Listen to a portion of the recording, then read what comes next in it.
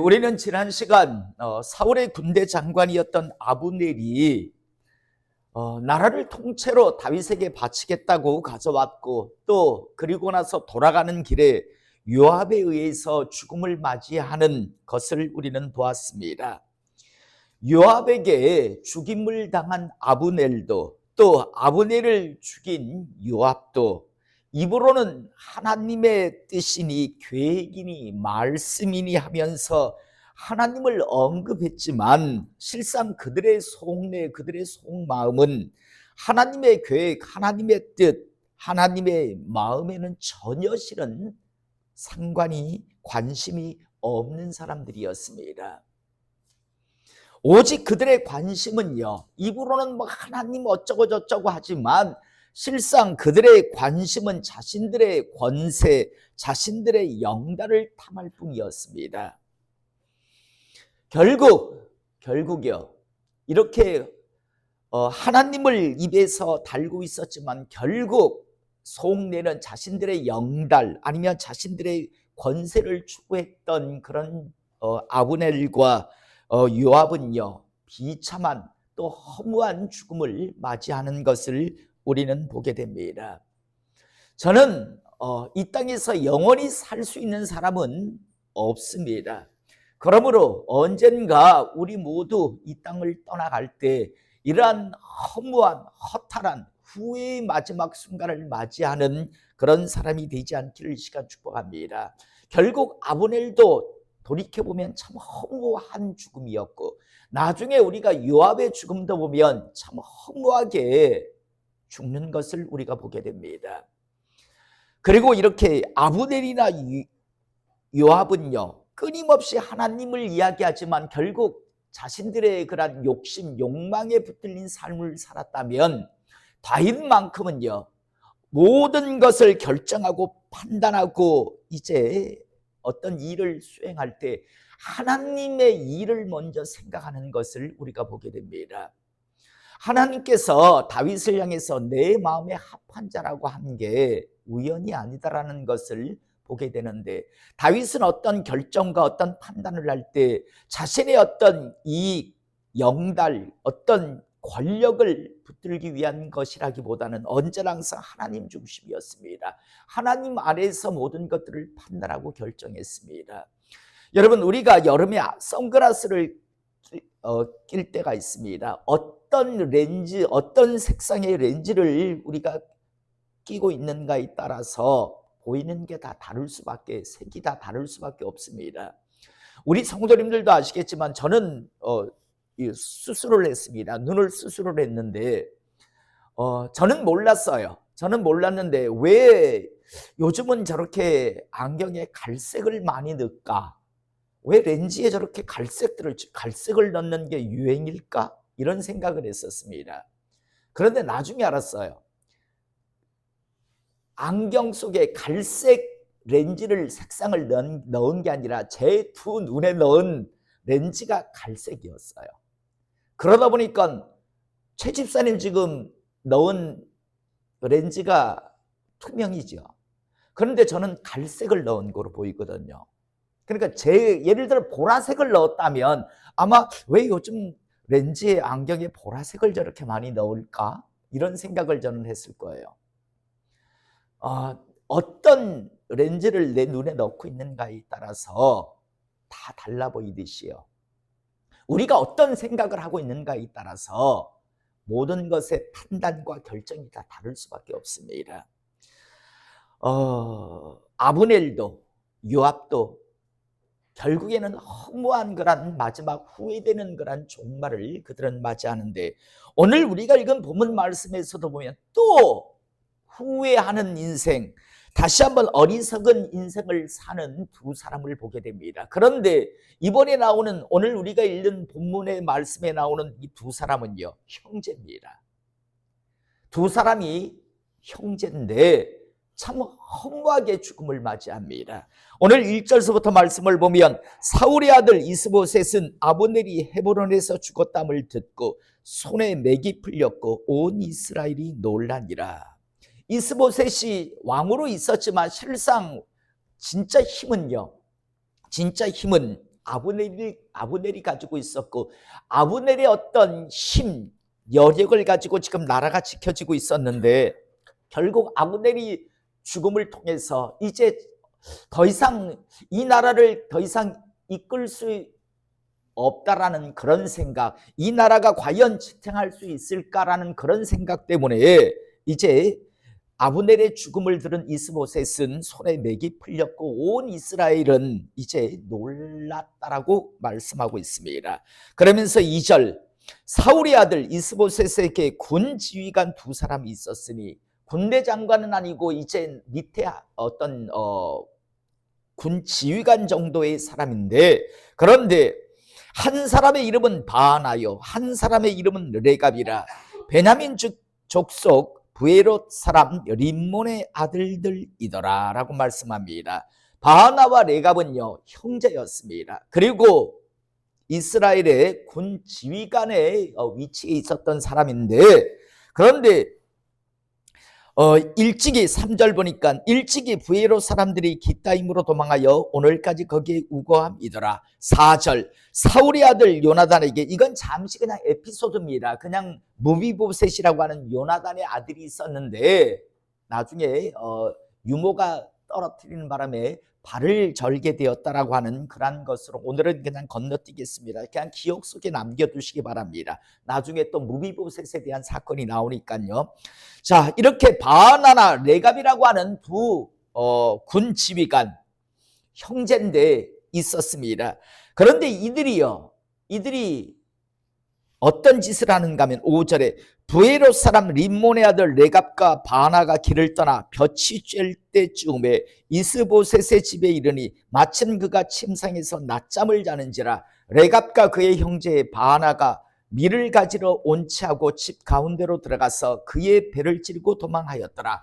그들이 집에 들어가니 이스보셋이 침실에서 침상 위에 누워 있는지라 그를 쳐 죽이고 목을 베어 그의 머리를 가지고 밤새도록 아라바 길로 가 헤브론에 이르러 다윗 왕에게 이스보셋의 머리를 들이며 아뢰되라고 말씀을 합니다.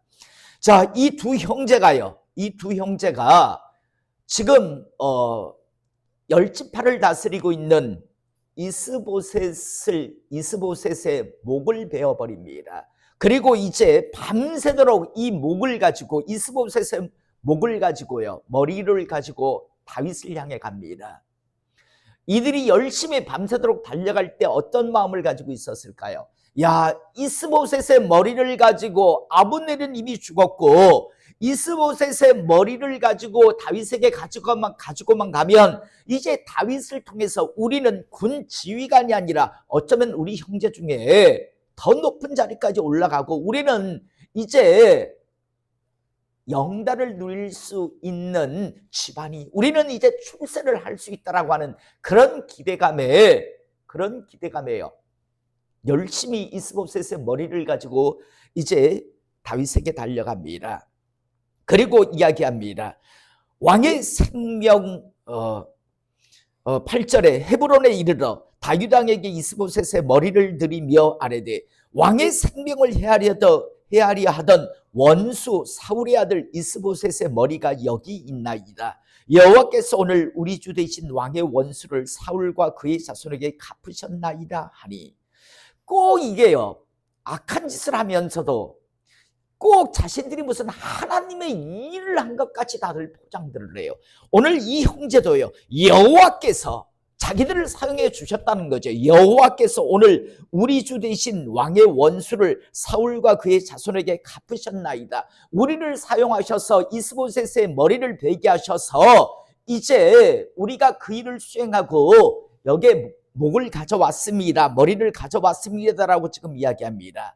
그러자 9절, 다윗이 부에롯 사람 림몬의 아들 레갑과 그의 형제 바하나에게 대답하여 그들에게 이르되 내 생명을 여러 환난에서 건지신 여호와께서 살아계심을 두고 맹세하노니, 하나님의 이름을 두고 맹세하노니 전에 사람이 내게 알리기를 보라 사울이 죽었다며 그가 좋은 소식을 전하는 줄로 생각하였어도 내가 그를 잡아 시글락에서 죽여서 그것을 그 소식을 전한 가품으로 삼았거늘 하물며 악인이 의인을 그의 집 침상 위에서 죽인 것이겠느냐. 그런즉 내가 악인의 피 흘린 죄를 너희에게 갚아서 너희를 이 땅에서 없이 하지 아니하겠느냐고 청년들에게 명령하며 곧 그들을 죽이고 수족을 베어 헤브론 목가에 매달고 이스보셋의 머리를 가져다가 헤브론에서 아브넬의 무덤에 매장하였더라 라고 말씀이 나옵니다. 여러분, 이 두 형제는 하나님을 팔았지만 그러나 이들은요, 이 땅에서 자신들의 어떤 부귀영화 영달만을 꿈꾸던 사람이었습니다. 그러나 다윗의 오늘 이 판단 결정은 하나님에 대한, 하나님 일에 대한 결정이고 판단이었던 것을 우리가 보게 됩니다. 우리는 단순히 그냥 사건으로 보지만 만약 오늘 이 머리를 가져온 이스보셋의 머리를 가지고 온 레갑과 바나에게 만약에 어떤 상을 내렸다면 이스라엘은 절대 하나가 될 수 없는 나라입니다. 베냐민 지파와 유다 지파는 끊임없는 반목을 할 수밖에 없고 이 나라는요 끊임없이 다시 두 쪽이 되어서 달려갈 수밖에 없었을 겁니다. 그런데 다윗의 이 결정과 이 판단, 사울이 죽었다라는 소식을 듣고 조가 활노래를 지어 부르고 또 나중에 우리가 나는 아브넬의 죽음, 또 이스보셋의 이 죽음, 이 모든 것에서 정말 마음을 다해서 애통하는 모습, 이걸 통해서 많은 사람들의 마음이 하나가 되게 되는 겁니다. 다윗이 한 게 아니라 자신의 어떤 영달을 추구했던 어떤 자들에 의해서 결국 이런 일들이 일어났구나라는 것을 이스라엘 모든 사람들이 알게 되고, 그럼을 통해서 이제 하나님의 그러한 통일 이스라엘 왕국이 세워지는 것을 우리는 뒤에 이제 보게 되는데요. 저는 다시 한번 우리 성도님들이요, 이 땅에서 살면서 모든 것에 있어서 하나님의 나라와 의를 구하는 하나님의 사람 되시기를 이 시간 축복합니다. 제가 오늘 오전 예배 때도 서두에 말씀드렸지만 지금 배교의 파도가 막 휩쓸고 지나가고 있습니다. 정말 이름만 되면 알 수 있는 교회, 이름만 되면 정말 대단했던 목회자들이요 지금 다 배교해 버립니다. 배교의 그런 역사가 일어나는 그런 것들을 너무 보게 되고요. 오늘 제가 왜 존경하는 목사님이 옥하는 목사님이라고 했지만 옥하는 목사님의 그런 장남이요 지금 어떤 짓을 하고 있냐면, 우리 아버지는 우매해서 그런 설교를 했다. 어떻게 예수 한 사람 죽었다고 온 인류의 죄가 대속될 수 있느냐? 아니다 라고 하면서요 지금 예수를 부인하는 그런 말을 막 서슴없이 지금 하고 다니고 있거든요. 그러니까 그 사람이, 죄송하지만 제 아들이 그렇고 다니면 신경 안 쓸 거예요. 신유천 목사도 모르는데 뭐 신유천 목사 아들이 그러고 다닌다고 웬 정신병자 하나 있는가 보다. 옥하는 목사님의 장남이요, 오늘 제가 말씀드렸던 아버지가 카바레에서 춤추고 있었으면 행복하셨겠습니까? 그 말했던 바로 그 장본인입니다. 그런데 그도 지금 변질돼가지고요, 그냥 변질됐으면 신앙생활 안 하면 그만일 텐데 그게 아니라 막 예수님을 부인하고 대적하는 말을 갖다가 서슴없이 지금 유튜브를 통해서 계속 하고 있는데, 더 무서운 건 그의 추종자들이 생겼어요. 그를 추종하는 자들이요 생겼다고요. 옥성호라고 하는데 큰아들이요, 그를 추종하는 자들이 또 생겼어요. 참 하나님 나라에서 옥하는 목사님이 아마 통곡을 하지 않을까라는 생각을 해봅니다. 저렇게 큰 장남이 저렇게 함을 통해서요 참 얼마나 많은 그런 부정적인 일들이 하나님의 영광이 가립니까? 저는 다시 한번 이 배교의 파도가 휩쓸리는 시대에서 우리가 정말 정신 바짝 차리고요, 제가 그래서 항상 저도 믿지 말고 유명한 인기 있는 목사도 믿지 말고 큰 교회도 믿지 말라고요. 지금은 오로지 하나님 말씀 딱 붙들고 아주 하나님 앞에 겸손히 신앙의 그런 길을 걸어갈 때이지, 개인이 무슨 휩쓸려가지고요 막 함께 휘둘리다가는 자기도 모르게 그냥 휩쓸려서 어느덧 정말 신앙을 다 잃어버릴 수 있다는 사실, 영혼의 때를 잃어버릴 수 있다는. 그런데요, 성경 하나님은 뭐라고 말씀합니까? 마지막 종말이 가까워졌을 때 배교의 일들이 일어날 것이다 라고 말씀합니다. 주일학교 1학년짜리가 고백할 수 있는 고백을 지금 대형교회 목사님들이 못해요. 안 해요. 많은 목회자들이 그걸 못해요. 더 무서운 건 지금 신학교를 다니고 목회자가 되겠다라고 하는 그런 사람들은 더하다라는 사실이에요. 정말 두려운 건 챗GPT에 의해서 앞으로 많은 목회자들이 하나님의 말씀이라고 전하지만 하나님의 메신저가 되어서 하나님 메시지를 전하는 게 아니라 챗GPT AI의 종이 돼서 AI가 만들어주는 설교문을 가지고 앞으로 읽을 것이다라는 거예요. 강단에 서서 주님 말씀 그대로 돼요. 절대 서서 안 되는 곳 강단이잖아요. 이 강단에 서지 말아야 할 것들이 설 것이다. 왜? AI가 지어준 말을 가지고 이제 읊어댈 테니까요.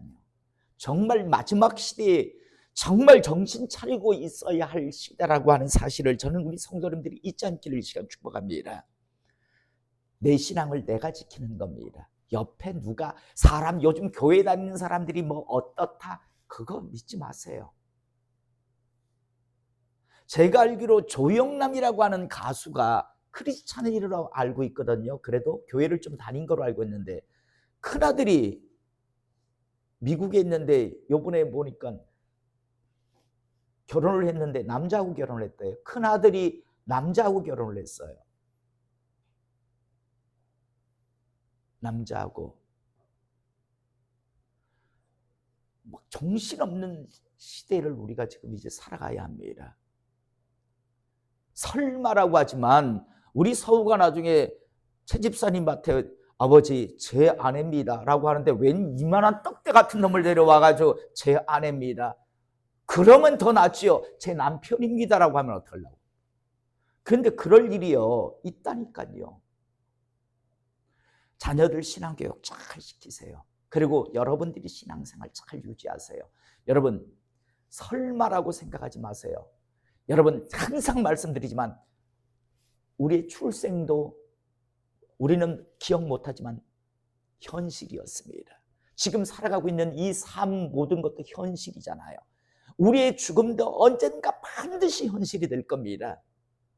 언젠가 어느 장례식장 앞에 우리의 영정사진이 걸릴 거 그 현실일 거라고요.